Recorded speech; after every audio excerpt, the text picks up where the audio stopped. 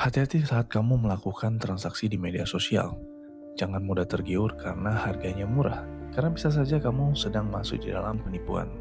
Nah, seperti kejadian yang dialami teman saya minggu lalu, ia melakukan pembelian barang impor melalui salah satu akun Facebook yang menawarkan jasa titip atau yang biasa disebut just tip. Awalnya terlihat seperti transaksi biasa, tetapi ternyata berujung pada kasus pemerasan. Lalu bagaimana modus penipuannya ini? Berikut penjelasannya. Awalnya, korban melihat iklan sebuah produk just tip di media sosial. Karena harga yang ditawarkan jauh lebih murah dibandingkan harga normal, korban pun mulai tertarik untuk membeli barang tersebut. Korban kemudian menghubungi kontak yang tersedia pada iklan tersebut. Setelah melakukan percakapan dan menyepakati harga, korban akhirnya melakukan pembayaran sesuai dengan nominal harga. Setelah pembayaran berhasil, penjual meminta beberapa data pribadi korban, seperti nama lengkap dan alamat pengiriman. Sekilas memang terlihat normal karena data tersebut biasanya dibutuhkan untuk proses pengiriman barang. Namun, ternyata dari sinilah modus penipuan mulai berjalan.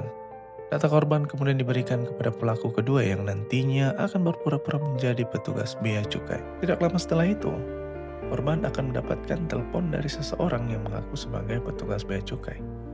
Pada tahap ini, pelaku mulai memainkan emosi dan rasa takut korban. Pelaku mengatakan bahwa barang yang dibeli merupakan barang ilegal atau bermasalah dalam proses pengiriman. Bahkan, korban bisa saja dituduh telah melakukan pelanggaran hukum karena membeli barang tersebut. Pelaku kemudian memberikan ancaman bahwa korban bisa masuk ke dalam daftar pencarian orang, terkena proses hukum, bahkan diancam dengan hukuman penjara apabila tidak segera menyelesaikan permasalahan tersebut. Tujuannya hanya satu, yaitu membuat korban panik dan ketakutan. Ketika kondisi mental korban mulai tidak tenang dan sulit berpikir jernih, pelaku kemudian menawarkan sebuah jalan keluar. Korban akan diminta melakukan pembayaran sejumlah uang dengan alasan untuk membayar denda, administrasi jaminan, atau biaya penyelesaian agar terbebas dari tuntutan hukum tersebut. Disinilah korban sebenarnya sudah masuk lebih dalam ke dalam jebakan sindikat penipuan. Apabila korban terus mengikuti arahan pelaku, biasanya permintaan pembayaran tidak hanya dilakukan satu kali. Setelah satu kali pembayaran berhasil, biasanya muncul alasan lain untuk meminta korban mengirimkan uang kembali.